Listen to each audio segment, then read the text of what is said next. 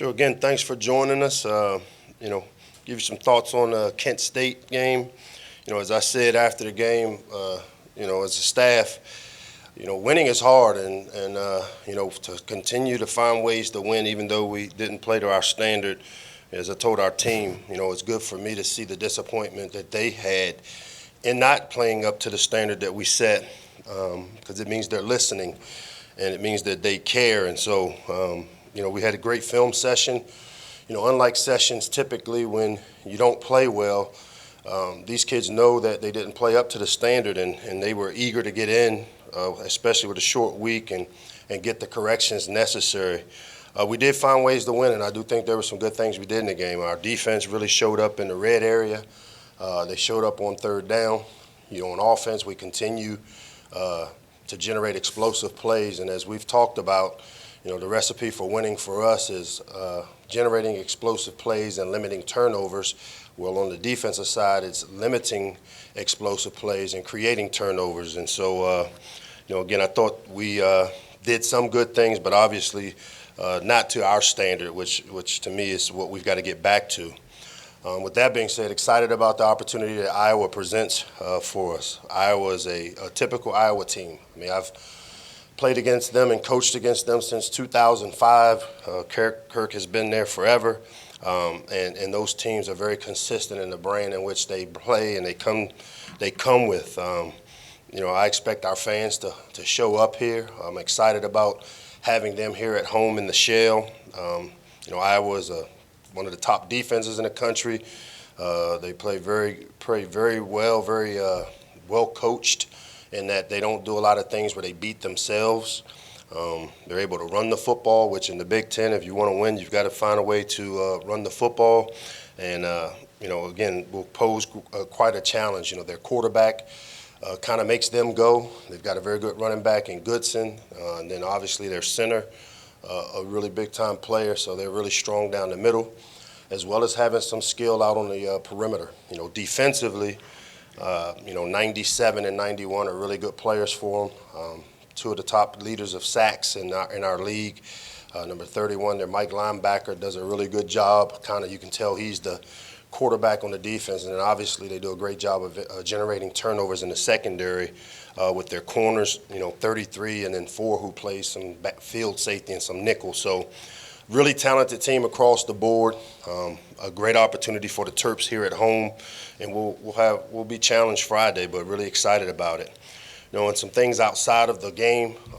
Obviously we're entering this Friday. We're going to be playing in a mental health awareness game.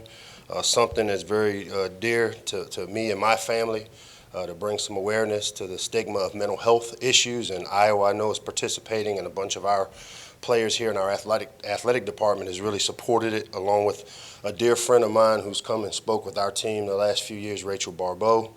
I appreciate any and all coverage that we can give to this important cause. As I like to say, when a guy tears an ACL or breaks an arm, it's visible. When a guy's brain or a person's brain isn't healthy, we don't always understand it, and I think it's up to us and people to have these types of platforms to be able to bring some awareness to such a great cause.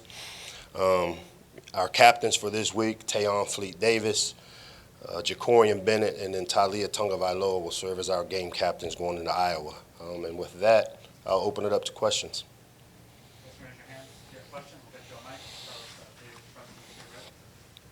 Coach, defensively, you guys lead the Big Ten in sacks. So what have been some of the seeds to that success, and what sort of challenges does that Iowa offensive line pose you guys this Friday? Yeah, I think what we've been able to do to generate the sacks is getting people into situations, adverse third and long situations, where now, we're able to create what we call 5 one-on-ones, and the development of our pass rushers, Sam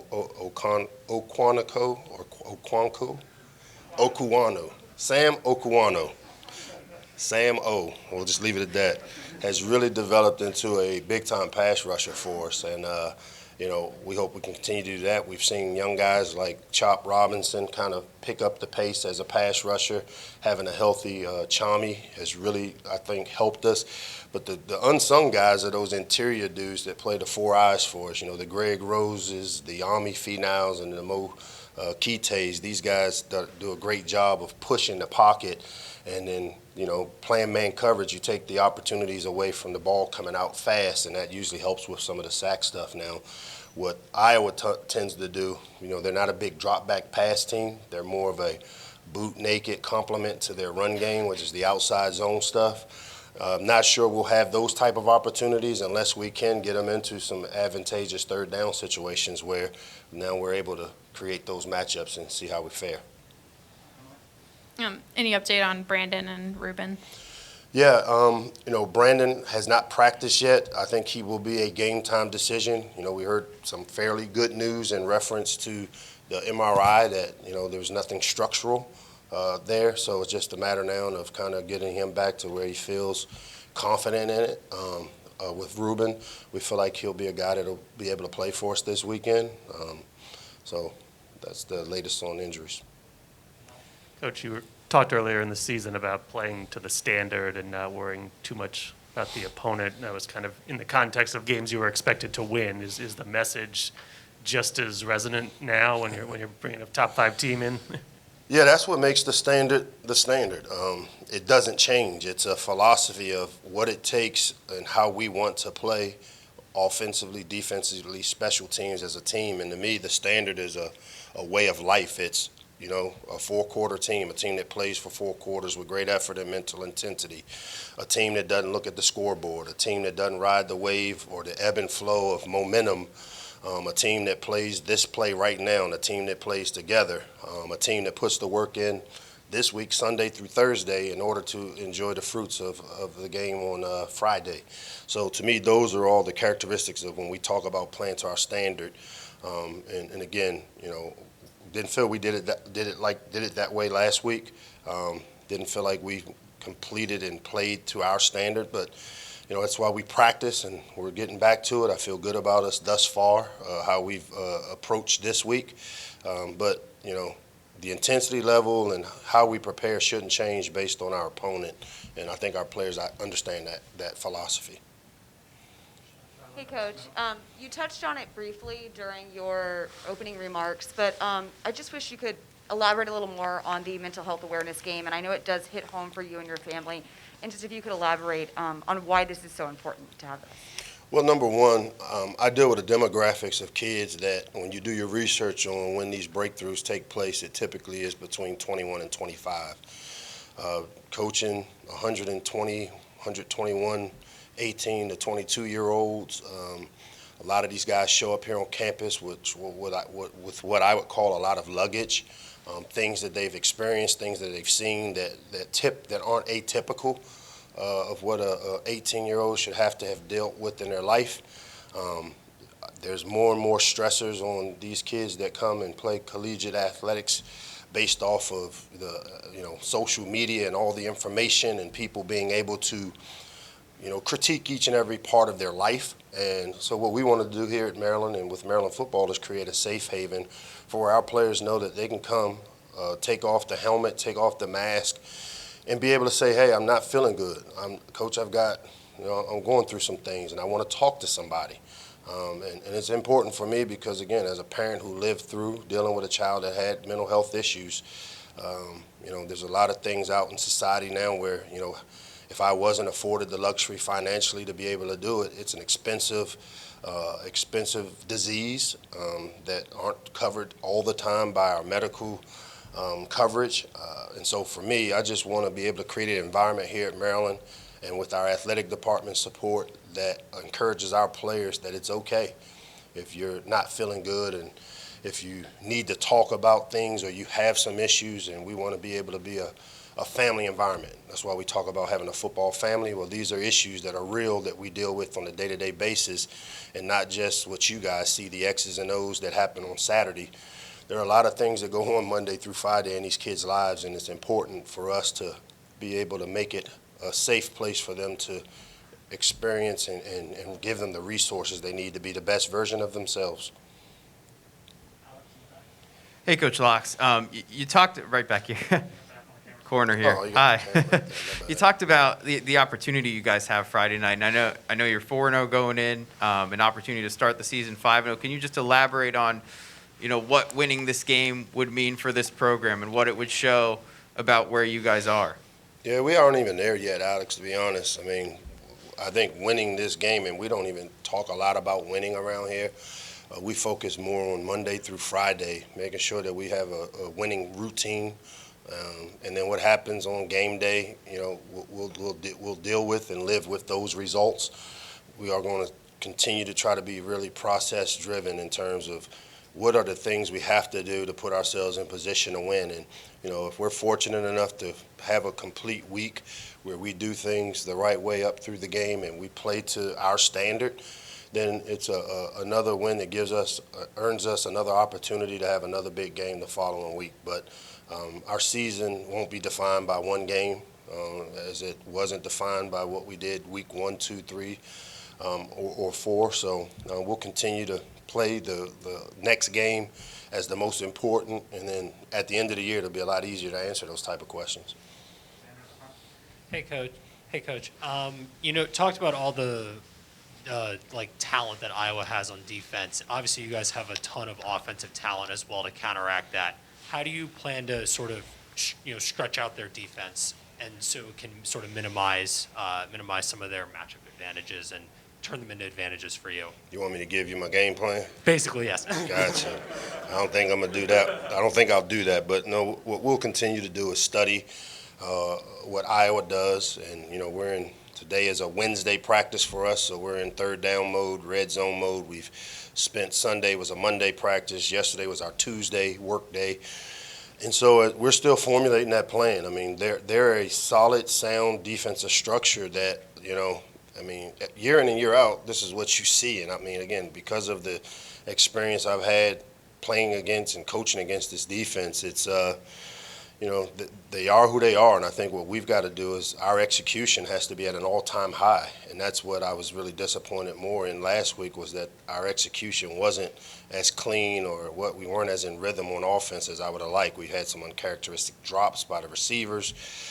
We had some bad decision-making there in the run game, but that's what we're practicing for. We'll continue to evaluate kind of what we do, but who we are is who we are. We're going to be a team that doesn't turn it over, work to not turn it over, try to play smarter and cleaner on the offensive side of the ball, and try to figure out ways to generate explosive plays, because to me that's going to be the difference. And they have not given up a lot of explosive plays. So something's going to have to give with a good defense and what I think is a pretty good offense. Coach, I know you're process-driven on a short week, but is there time to actually have fun with having the number 5 team in the country come in here? Is there an element of joy to this? No, because we like hard. We embrace hard. Fun is the game day. Fun is when we get to go play. If you notice, the person I am in practice, which I guess you guys don't get to see, is a lot different than what you see on the TV screen, because game day is where it's time to encourage our players, build them up, support them. And if I got to act like a maniac on game day, that means I didn't do it enough Monday through Friday. And so, the fun for our players is the game. But we're embracing the hard, tough standard that we set and what we got to get accomplished to be able to have fun. So we'll see how it goes Friday night. Hi, Mike. You've talked about the weekly routine, Monday through Friday. Obviously, it's kind of rare you play a Friday game, let alone 2. So this will be your second. Does it help your preparation at all, not having to worry about some of that other type of stuff, administrative type stuff, leading up to a game like this? No, it doesn't help me at all, other than I get a lack of sleep. When you turn over the game and to try to, we usually have a day off with our players, which is the day after the game.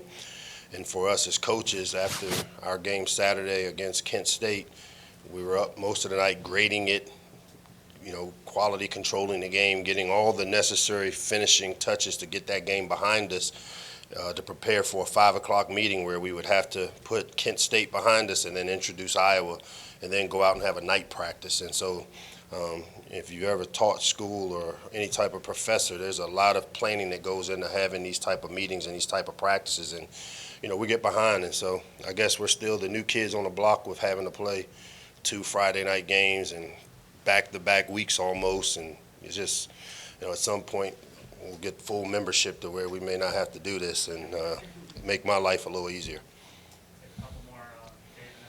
Coach, Leah's growth as a quarterback over the last 4 weeks, being the new kids on the block, has he shown you the right stuff? Are you taking things step by step? Seriously, what has really surprised you about his play over the last month, and where would you like to see strides moving forward?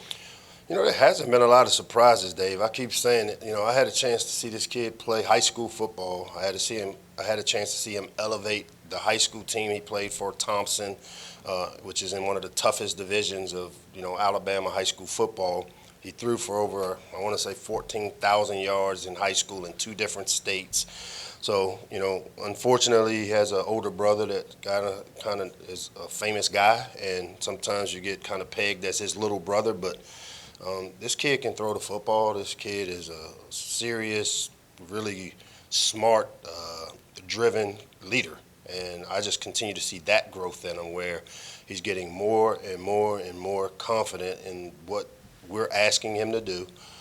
The players around him obviously are helping him quite a bit, even though we had some drops Saturday, but he's done a great job of being a great distributor of the ball. I like when, 10, 12 guys are catching balls and the tight ends are making plays, the backs are making plays, the receivers. It makes you tough to defend. And, he also has an element of athleticism that adds to his package. And so, I've been really proud of the way he's played.